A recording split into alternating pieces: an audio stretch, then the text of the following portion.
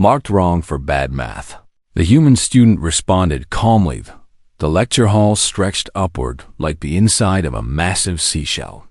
Its walls curved and covered in softly glowing panels that displayed mathematical equations from a dozen different star systems. And Yoon Seoha sat near the back row where most humans preferred to sit when they found themselves surrounded by beings who had been traveling between stars, while Earth was still figuring out bronze tools. Professor Kathvorn stood at the front of the chamber, his insectoid body clicking and shifting as he moved between holographic displays, his forearms manipulating equations with a precision that came from 8,000 years of Silvathi mathematical tradition. And his compound eyes swept across the assembled students with the cold efficiency of someone who had taught longer than human civilization had existed. Sia watched the professor return assignments to the other students, most of them receiving nods of approval or minor corrections whispered in the musical tones of the Silvathi language. And the human student waited patiently for the familiar weight of the data tablet to land on the desk. When it came, the tablet landed with more force than necessary. Yoon Seoha, Kathvorn announced to the entire hall, his voice carrying through the acoustic architecture designed to reach every corner. Your submission on gravitational wave prediction demonstrates a fundamental misunderstanding of established methodology. The words hung in the air like a judgment, and Seoha felt the weight of alien eyes turning toward the back row where the human sat alone. Jigsaw, a Torvian student with 6 limbs and scales that shimmered with barely concealed amusement, leaned forward from his seat 3 rows down, and his long neck craned around so he could watch the human's reaction with obvious pleasure. The calculations are entirely incorrect, Kathvorn continued, and he projected Seoha's work onto the main display for everyone to see. The red marks of failure scattered across the equations like wounds. You have ignored the Varanthi constants entirely. You have substituted unknown variables where proven value should exist, and your methodology follows no recognized pattern in galactic academic history. Seoha looked at the red marks covering the work that had taken 3 weeks to complete, and the human took a slow breath while the silence in the hall grew heavy with anticipation. The other students waited for the outburst that usually came when a species was publicly humiliated, for the anger or the tears or the defensive shouting that made such moments entertaining. But Seoha simply picked up the tablet and examined the corrections with calm attention. With respect, Professor Kathvorn, Seoha said in a voice that carried no tremor of emotion, I would like the opportunity to explain my methodology. Kathvorn's mandibles clicked in what might have been surprise or irritation, and his compound eyes fixed on the human with new intensity. Your methodology is the problem, the professor replied. The Silvathi approach to gravitational mathematics has been the galactic standard for 8,000 years, tested and verified across 10,000 star systems, and you have simply abandoned it for something that appears to be random guesswork. Ray, the only other human in the lecture hall, caught Seoha's eye from across the room, and her expression carried a warning that suggested staying quiet might be the wiser choice. Seoha did not stay quiet. I have not abandoned standard methodology, the human said, standing now so that everyone could see the slight figure that dared to challenge 8 millennia of established science. I have used an alternative approach that reaches the same destination through different calculations.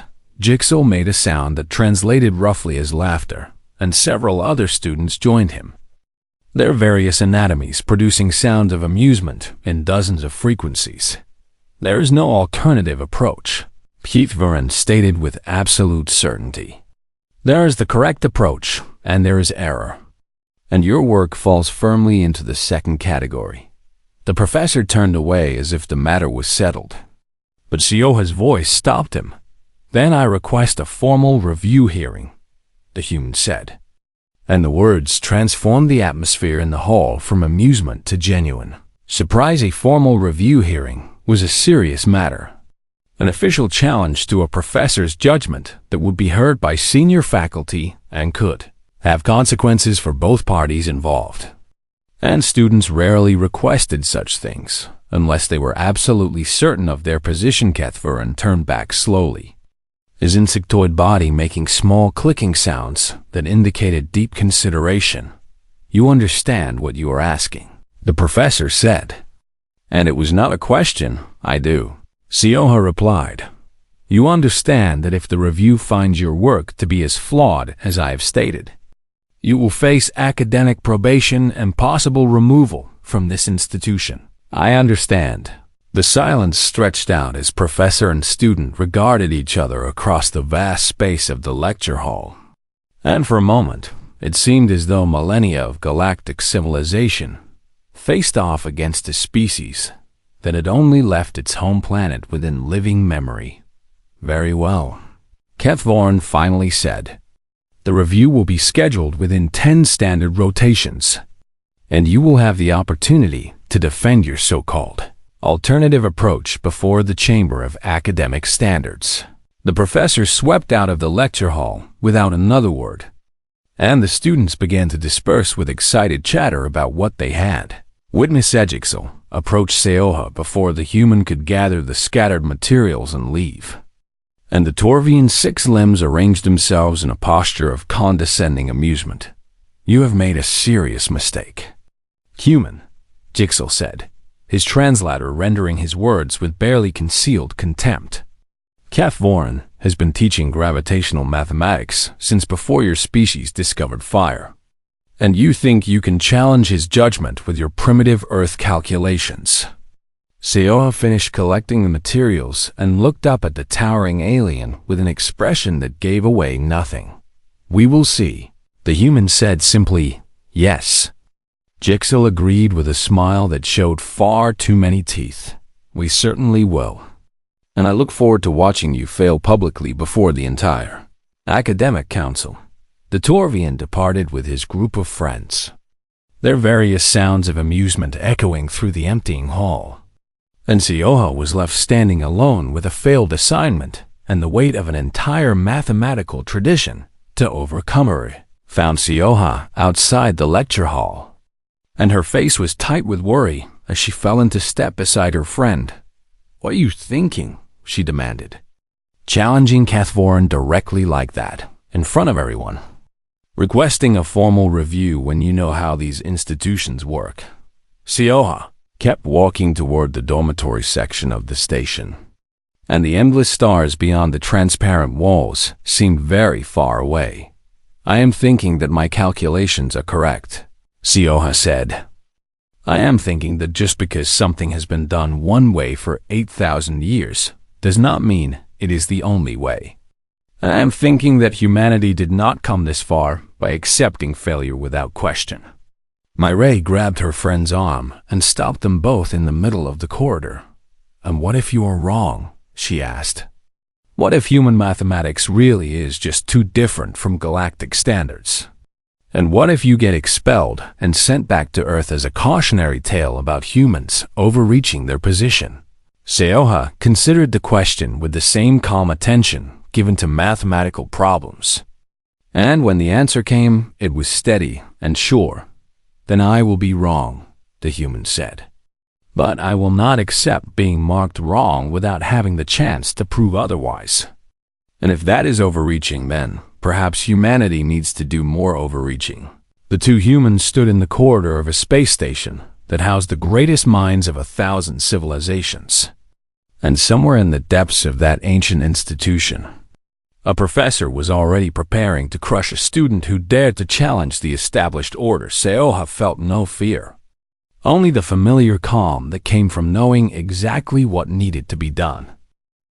The Grand Calculation Hall had not been used for a public demonstration in over a century, and its vast interior seemed designed to make individuals feel insignificant against the weight of galactic mathematical tradition. Sioha stood at the central platform, surrounded by holographic displays that awaited activation, and the human looked up at the hundreds of beings who had gathered to witness what many expected to be a spectacular failure. The senior faculty occupied the primary observation ring, their elevated positions symbolizing the authority of established academia. And Professor Kethvorin sat among them with mandibles arranged in what his species considered a neutral expression. The author floated in a containment field near the front, the ancient Quellen's gelatinous body pulsing with colors that indicated formal attention. Researcher Omnic had secured a position near the observation ring despite junior status, and the small Bravari's numerous eyes tracked every movement. Sioha made with unconcealed anticipation in the general seating that ringed the chamber. Students and staff from across the station had gathered for what promised to be either a historic moment or an entertaining humiliation, and Jigsaw sat prominently among them with his companions, the Torvian scale shimmering with barely contained satisfaction. The sabotage had worked, Jigsaw believed, and there was no way the human could have recovered enough to solve something that had defeated civilizations. We are gathered to witness the formal challenge undertaken by student Yun Sioha of Earth, Dean Yothra announced, the voice carrying through the perfect acoustics of the ancient hall. The student will attempt to solve the stellar drift problem using alternative methodology developed on the human homeworld. The holographic displays around Sioha activated, showing the problem in its full complexity. 2 centuries of galactic frustration, rendered in elegant symbols that had mocked every mathematician who attempted them. The stellar drift problem was first identified by Quellan astronomers 217 years ago, the dean continued. Standard galactic methodology produces predictions with a persistent error margin of approximately 3%, an error that has resisted all attempts at correction. Sioha listened to the introduction with outward calm while the human's mind raced through the final preparations. The calculations that had consumed every waking moment for the past month. Student Yoon, you may begin when ready. The human took a breath and raised hands to the holographic interface, and the first symbols appeared in the air before the assembled witnesses. Sioha worked methodically, building the foundation of the solution with the same step-by-step approach that human mathematics had developed across centuries of isolation. And the watching aliens saw something they had never encountered before.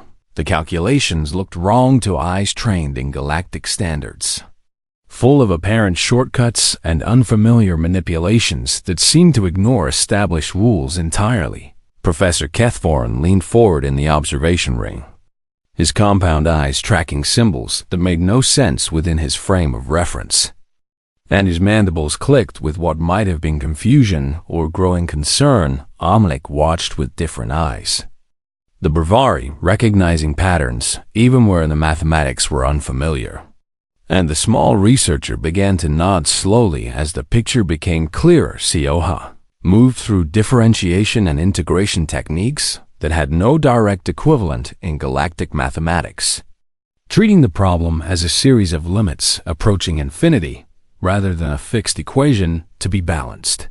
The holographic display filled with symbols, layer upon layer of calculations, building towards something that the audience could not yet see.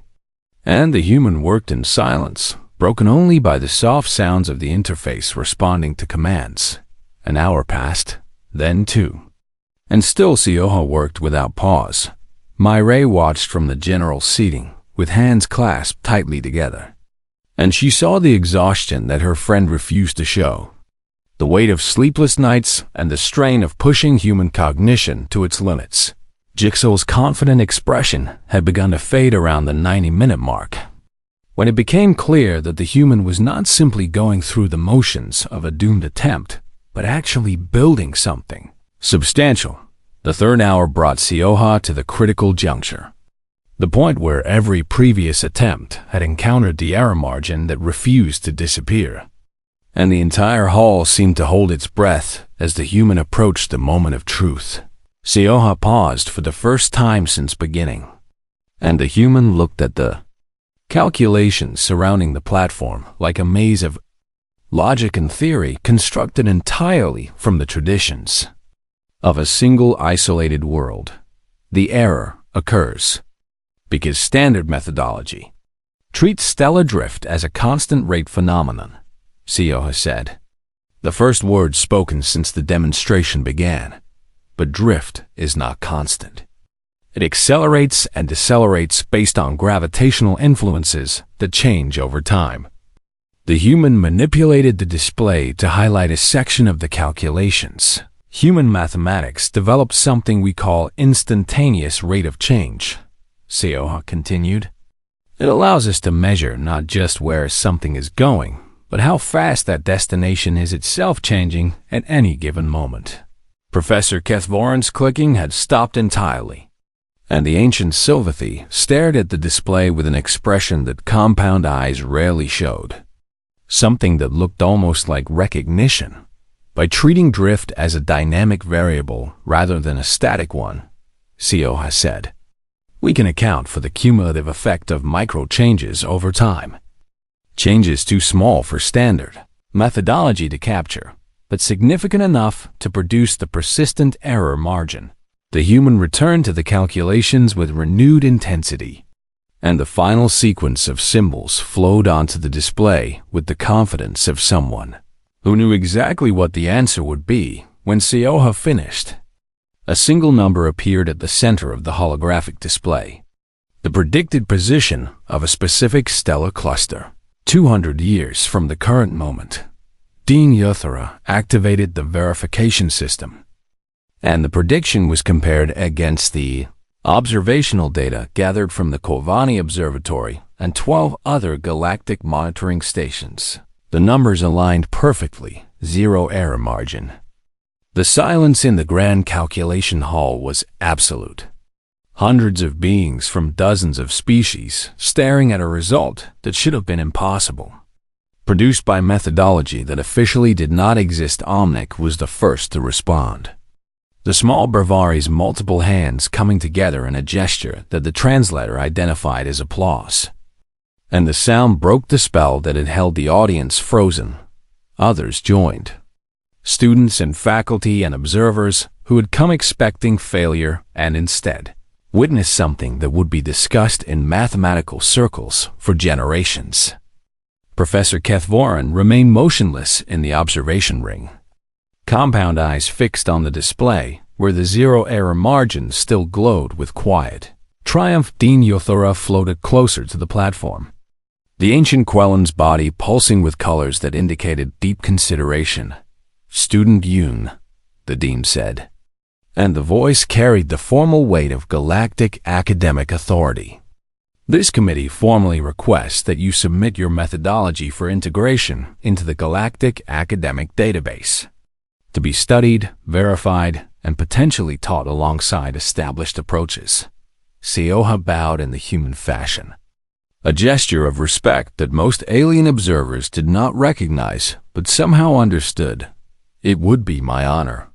Dean Yothera. In the general seating, Jixel rose abruptly and pushed toward the exit, his scales dull with what his species displayed as humiliation. And his companions followed in uncomfortable silence. The Torvian had gambled everything on the human failing. And now that gamble had cost him something far more valuable than academic standing, Myray was crying. The human emotion display confusing several nearby aliens. But the smile that accompanied the tears made the meaning clear enough. SciFi stepped down from the platform and walked through the crowd toward the exit, accepting acknowledgments from beings who had dismissed human mathematics as primitive curiosity just hours before the universe had not changed. SciFi knew the stars would continue their ancient dance regardless of what happened in this hall. But for one moment, on one station, among one gathering of minds, humanity had proven something that perhaps only needed to be proven once. Sometimes, the longer path reached destinations that shortcuts could never find. 6 months passed like water flowing through the corridors of Varantos Prime, carrying away the tensions of the challenge and depositing new realities in their place. The U method, as it became known throughout galactic academic circles, was now taught in 17 institutions across 4 sectors, and human mathematics professors had received more consultation requests in 6 months than in the previous 50 years of Galactic integration combined. HFY stood in the graduation chamber wearing the ceremonial robes that marked completion of advanced studies at the Galactic Academy of Sciences, and the human felt the weight of the fabric, like the weight of everything that had happened since a simple assignment was marked wrong. Dina Thora presided over the ceremony, the ancient Quellan having specifically requested this duty despite having delegated such matters to subordinates for the past 3 centuries. Student Yoon Seoa has completed all requirements for the designation of Master Scholar in Applied Mathematics, the Dean announced, with highest honors and special recognition for contributions to the advancement of galactic mathematical understanding. The assembled guests applauded in their various ways, clicking and humming and vibrating and slapping appendages together in a symphony of approval that represented civilizations spanning thousands of years. Dr. Ven Sohal sat in the faculty section, the human professor's eyes bright with pride for a student who had done more to validate Earth's intellectual traditions than decades of careful academic diplomacy. Researcher Omnic had claimed a front row position, the small Bravari's enthusiasm undimmed by the months that had passed since proposing the challenge that changed everything. Mai Ray watched from the general seating, her own graduation having occurred 2 months earlier, and she smiled at her friend with the particular warmth of someone who had witnessed the entire journey from its difficult beginning. Even Jixel was present, though the Torvian sat far in the back with scales that had never quite recovered their former shimmer, and his expression as HFY accepted the honors carried something that might have been reluctant respect or simply exhausted acceptance when the formal ceremony concluded, and the guests began to mingle in the reception area beyond the chamber. HFY found a quiet alcove near the transparent walls that looked out upon the endless stars. The human stood there for a long moment, watching distant suns that did not know or care about academic politics and mathematical traditions, and the silence felt comfortable after so many months of constant attention. The sound of clicking footsteps announced a visitor, and HFY turned to find Professor Catthorne approaching with the careful movements of someone uncertain of their welcome. Master Scholar Yoon, the professor said formally, and the use of the new title carried weight from someone who had once declared the human's work fundamentally flawed. Professor Catthorne. HFY replied with equal formality. I am surprised to see you here. The Sylvathi's compound eyes shifted in patterns that the human had learned to read over months of unavoidable interaction, and the expression was one of deep consideration rather than hostility. I almost did not come, the professor admitted. My pride suggested that attending would be admitting defeat, that honoring your achievement would somehow diminish my own centuries of work. HFY waited in silence, sensing that the ancient being had more to say.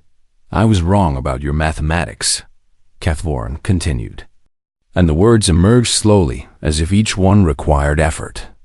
Not merely incorrect in my assessment of your specific calculations, but wrong in my assumption that 8,000 years of Sylvathi methodology represented the only valid approach to mathematical truth. The admission hung in the air between them, and HFY understood what it cost someone like Catthorne to speak such words. You followed tradition, the human said. Tradition has value, even when it is incomplete. Catthorne's mandibles clicked in what the translator could not quite render. Somewhere between acknowledgement and gentle disagreement. Tradition has value when it serves understanding, the professor replied. But I had allowed it to become a barrier rather than a foundation, and you demonstrated that barrier more clearly than any argument could have. The ancient Sylvathi turned to look out at the same stars HFY had been contemplating. May I ask you something? Of course. What is it about humans that allows you to approach problems so differently? Catthorne asked. Your species has been doing mathematics for only a few thousand years. A mere moment compared to the age of galactic civilization. And yet, you developed methods that solved what we could not. Seoha considered the question with the same careful attention given to mathematical problems. And the answer emerged slowly. Perhaps it is because we spent our entire mathematical history knowing we might be wrong. The human said. We had no galactic database telling us the correct approach. No ancient traditions proven across 10,000 star systems. Nothing but our own reasoning and the constant awareness that our conclusions might be mistaken. The professor waited for more. And Seoha continued. That uncertainty became a tool rather than a weakness.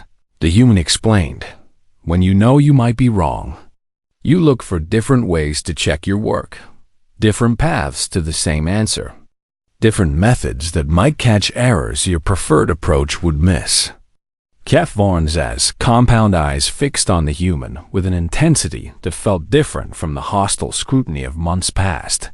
We were certain we were right, the professor said quietly. So certain that we stopped looking for other possibilities. Stopped questioning whether our methods might be incomplete. Certainty is comfortable, Seoha agreed. But comfort is not the same as truth. The silence between them felt like understanding rather than awkwardness. Two beings from vastly different backgrounds, finding common ground in the universal language of intellectual honesty. I have submitted a proposal to the Academy Curriculum Committee, Kefvarn said, suggesting that all students be required to study at least one alternative mathematical tradition alongside the galactic standard. Seoha's surprise must have shown, because the professor made a sound that the translator identified as gentle amusement. You seem shocked that I would make such a suggestion. I assumed you would resist any changes to the way mathematics is taught. I did resist, Kefvarn admitted. For 6 months, I argued against every proposal to integrate human methods. And for 6 months, I was gradually proven wrong by results that could not be disputed. So I finally asked myself whether continuing to resist was serving understanding or merely protecting my pride. The professor turned to face Seoha directly. Pride lost that argument rather decisively. Myre found them there a few minutes later, approaching cautiously when she saw who Seoha was speaking with. But the atmosphere was clearly not hostile. I should return to the reception, Kefvarn said. There are colleagues I must speak with, old debates I must finally concede. The professor began to move away, then paused and looked back. You're calm, the professor said. On the day I marked your work wrong, in the hearing when you challenged my judgment. Throughout all the months of investigation and skepticism, you never lost that calm. And I find myself wondering how you maintained it when so many others would have responded with anger or fear. Seoha considered the question. Anger and fear are responses to things outside our control, the human finally said. But my work was within my control. My response to challenges was within my control. And focusing on what I could control left no room for emotions about what I could not. Kefvarn's mandibles arranged themselves in a pattern Seoha had never seen before, something the translator hesitantly identified as deep respect. Perhaps that is the lesson your species offers beyond mathematics, the professor said. The discipline to respond rather than react. To choose calm when chaos would be easier. The ancient Sylvathy departed, leaving Seoha and Myre alone in the alcove with the stars as their only witnesses. That was unexpected, Myre said. Seoha smiled. A rare expression that felt appropriate to the moment change usually is. They stood together looking out at the galaxy that had once seemed so impossibly large and unwelcoming. And somewhere among those distant stars, human mathematicians were teaching alien students the methods that Earth had developed in isolation. The universe remained vast and ancient and indifferent to the concerns of individual beings. But within that vastness, something small had shifted. A single human had been marked wrong and responded with calm. And that calm had eventually changed the way an entire galaxy thought about thinking itself. Some victories could not be measured in equations, but that made them no less real. The simulation laboratory occupied an entire deck of Varanthos Prime. Its walls lined with processing cores, capable of modeling entire star systems in real time. And Sioha spent more hours there than in the small dormitory room that served as living quarters. 3 weeks had passed since the hearing, and the investigation committee had requested additional demonstrations of human mathematical approaches. Each request more complex than the last researcher Omnic found Sioha there late one evening. The human hunched over a workstation while equations scrolled across multiple displays, and the small Brevari watched for several minutes before announcing the presence. "You work harder than any student I have observed in 400 years at this institution," Omnic said. And the translator rendered the words with what seemed like genuine admiration. Sioha looked up from the calculations, and the human's eyes showed the tiredness that the calm expression refused to reveal. "I have more to prove than most students." Sioha replied simply. Omnic climbed onto a nearby stool designed for beings of various sizes and settled into a comfortable position, the numerous eyes studying the human with scientific curiosity. "I have been thinking about your demonstration at the hearing," the Brevari said. The 12 decimal places of accuracy were impressive, but they were also, if I may say so, insufficient. Sioha turned fully to face the researcher, and the human's attention sharpened at the unexpected statement. "Insufficient in what way?" Omnic's small limbs manipulated a personal data device, and a new equation appeared on one of the laboratory displays. Something far more complex than the gravitational wave prediction that had started this entire situation. "This is the stellar drift problem," Omnic explained. "It has remained unsolved for 200 years, despite the best efforts of mathematicians from every advanced civilization in the galactic community. And the standard methodology produces a persistent error margin that no one has been able to eliminate." Sioha examined the equation with the intensity of someone who recognized a genuine challenge, and the human's tiredness seemed to fade as intellectual excitement took its place. "Why are you showing me this?" "Because I am curious," Omnic admitted. The hearing demonstrated that human mathematics can match galactic standards when applied to known problems, but can it solve problems that galactic standards cannot? And this question interests me greatly. The Brevari leaned forward, multiple eyes gleaming with the enthusiasm of a true scientist. "I propose a formal challenge," Omnic continued.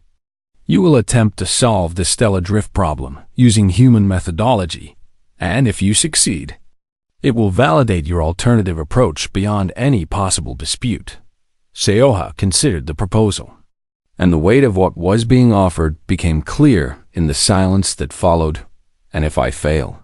"If you fail," Omnic said carefully, "the committee will have the evidence they need to conclude that human mathematics, while interesting as a curiosity, does not merit inclusion in galactic academic standards. And your original grade will likely be restored as a failure, which means expulsion."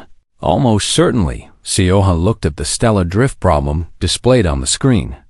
2 centuries of galactic frustration, condensed into a single equation that had defeated the greatest minds of 1,000 civilizations.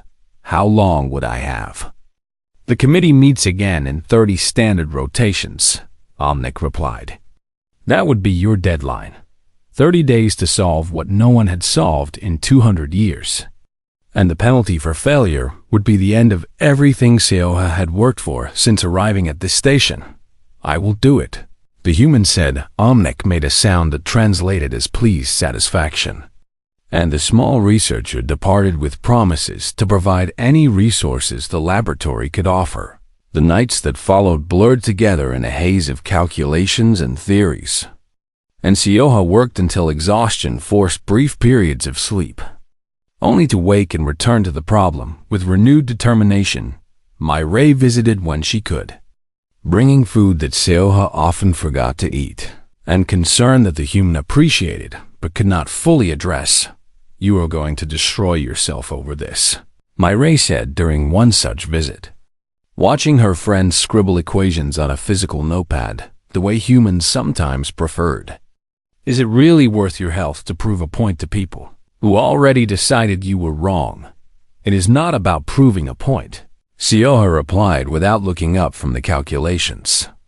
"It is about showing them something they have never seen. Something that might change how they think about mathematics itself." On the 15th night, Sioha returned to the dormitory to find the door unsealed and the interior disturbed. The data storage devices that contained weeks of work had been accessed, and a quick scan revealed that files had been corrupted. Entire directories of calculations rendered unreadable by someone who knew exactly where to strike.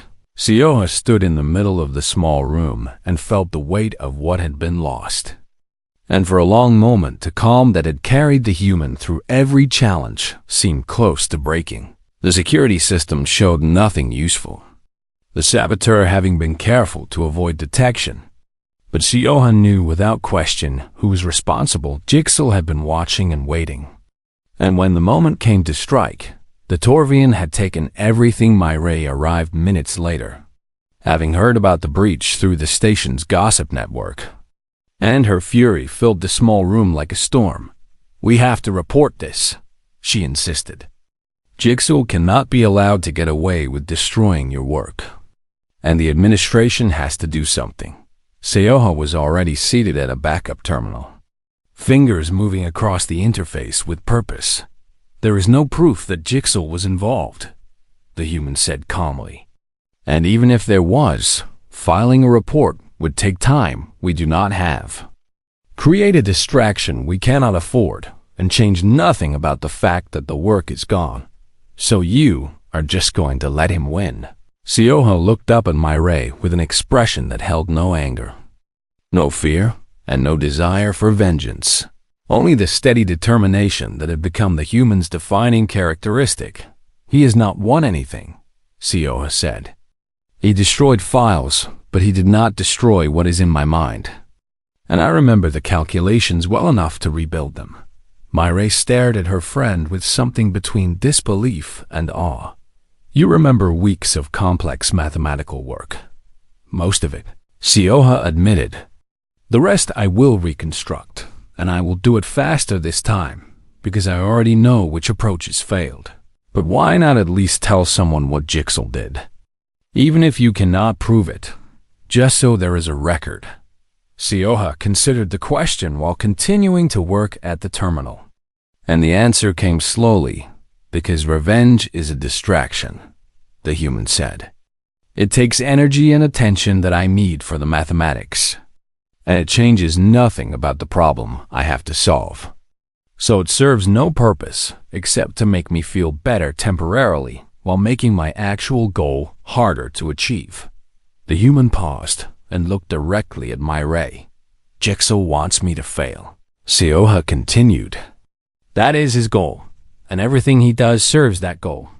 So the best response is not to punish him for his actions, but to succeed despite them, because my success is his failure.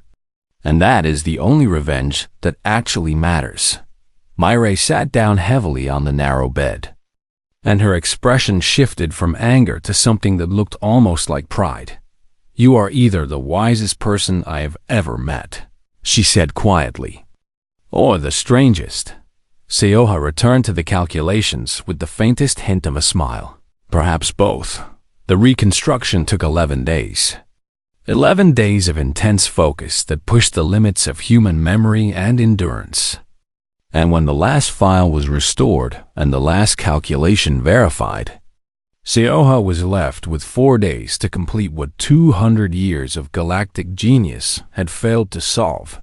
Somewhere on the station, Jigsaw waited to see if the sabotage had worked. He would not have to wait much longer. The Chamber of Academic Standards occupied the oldest section of Varanthos Prime, a circular room carved from asteroid stone that predated the current station by several thousand years. and its walls bore the carved equations of mathematical geniuses from across galactic history. Sioha stood at the center of the chamber on a raised platform designed for those defending their academic work. And the human felt very small beneath the towering figures of the senior faculty who occupied the elevated seats. Arranged in a semicircle above Dean Yothra presided over the proceedings. The ancient Quellen's gelatinous body, shifting slowly in the specially designed chair that accommodated beings without solid form. And the Dean's multiple eye spots focused on the young human with an attention that seemed to penetrate beyond mere observation. Professor Kethvorin sat among the faculty panel, his insectoid form rigid with the confidence of someone who had never been proven wrong in centuries of teaching. And beside him sat representatives from 7 different species, all of them experts in gravitational mathematics, in the gallery behind the platform. Jigsaw and his companions had claimed front-row seats, and their presence served as a constant reminder of what was at stake. This hearing is called to review the academic dispute between student Yoon Soha of Earth and Professor Kethvarin of Sylvath Prime. Dean Yothora announced, the Quellen's voice emerging from somewhere within the shifting mass of the body. The student has challenged the failing grade assigned to assignment designation GM 4471. Specifically, the calculation of gravitational wave prediction using methodology the professor has deemed incorrect. Sioha stood straight and waited for the signal to begin. Student Yoon, you may present your defense, the dean continued. Thank you, Dean Yothra, Sioha said. And the human's voice carried clearly through the acoustic design of the ancient chamber. I acknowledge that my calculations do not follow the Sylvathi methodology that has been the galactic standard for 8,000 years. But I maintain that my answer is correct. Kethvorin made a clicking sound that his translator rendered as dismissive amusement. And several members of the panel shifted in their seats. The issue is not merely the answer, the professor interrupted. The issue is the complete abandonment of established methodology in favor of what appears to be random manipulation of variables. Dean Yanthara raised a gelatinous appendage that indicated the professor should wait for his turn. And Kethvorin fell silent with obvious reluctance. Continue. Student Yoon, the dean said Sioha activated the holographic display system built into the platform. And the human's calculations appeared in the air before the assembled panel. The same equations that had been marked with red corrections, now displayed without judgment. Earth developed its mathematical approaches in isolation. Sioha began. We had no access to galactic databases, no knowledge of the Varanthi constants, and no guidance from species who had already solved these problems. And so we solved them ourselves. The panel watched as Sioha moved through the calculations, pointing to sections that looked chaotic to eyes trained in galactic standards. What Professor Kethvora has identified as errors are not errors, the human continued. They are simply different methods of reaching the same mathematical truths, developed over centuries by human mathematicians who did not know there was already an established way. A Bravari scientist named Omnic leaned forward with obvious interest, the small being's numerous eyes tracking every symbol that appeared on the display. The Varanthi constants are beautiful and elegant, Sioha acknowledged. They simplify gravitational calculations in ways that human mathematics does not. But human mathematics offers something different in return. The human manipulated the display to show a direct comparison between the two approaches. The Sylvathi method and the human method side by side. Human calculus allows for what we call differentiation and integration in ways that do not require the constants, Sioha explained. It is a longer path to the same destination, but it is not a wrong path. Kethvorn rose from his seat, unable to contain himself any longer. This is precisely the problem, the professor declared. Mathematics is not about paths, it is about precision. And the galactic standard exists because it has been verified across more star systems than humanity has even visited. Dean Yothra allowed the interruption, but fixed multiple eye spots on the professor as a warning. "I request permission to demonstrate," Sioha said calmly. The dean considered for a moment, the gelatinous body shifting in patterns that indicated deep thought, and then nodded the appendage in approval. "Proceed." Sioha worked through the gravitational wave prediction problem again, this time explaining each step in simple terms that even non-mathematicians could follow. And the display filled with equations that flowed differently than anything the galactic standard employed.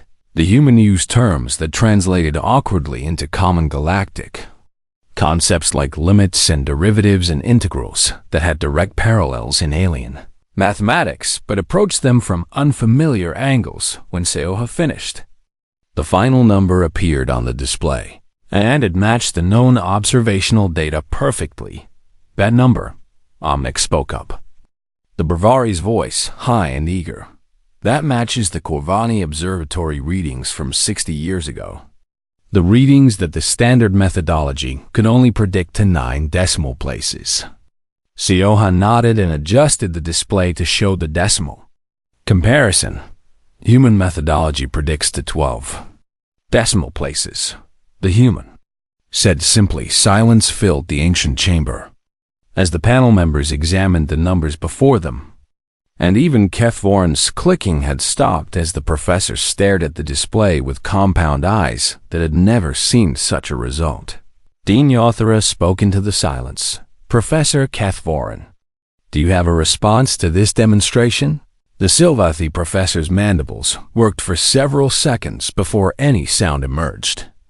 And when it came, the translator struggled to render the complex emotions behind the words.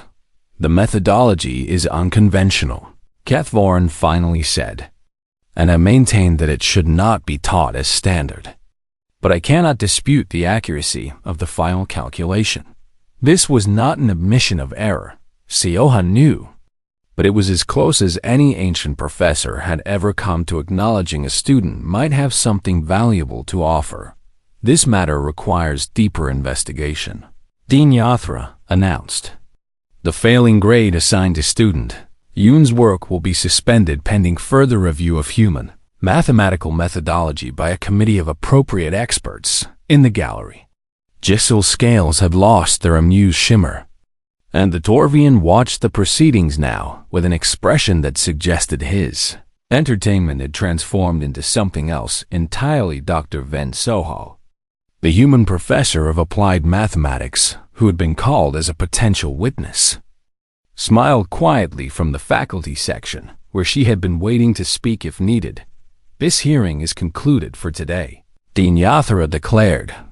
"Student Yoon, you will make yourself available for further questioning as the investigation proceeds. And Professor Kethvoran, you will provide the committee with your detailed analysis of where specifically the human methodology diverges from galactic standard." The ancient chamber began to empty as faculty and students departed, but Sioha remained on the platform for a moment longer, looking at the equations still floating in the holographic display. Myray pushed through the departing crowd to reach her friend, and her face carried relief mixed with lingering worry. "You did it," she breathed. "You actually made them listen." Sioha deactivated the display and stepped down from the platform, and the human's expression remained as calm as it had been throughout the entire hearing. "I made them pause," Sioha corrected. "Listening will come later, if it comes at all. But at least the grade is suspended, and I'm still here." As they left the Chamber of Academic Standards, neither human noticed Jixel watching them from the shadows of the ancient doorway, and neither saw the look in the Torvian's eyes that suggested the matter was far from settled in his mind.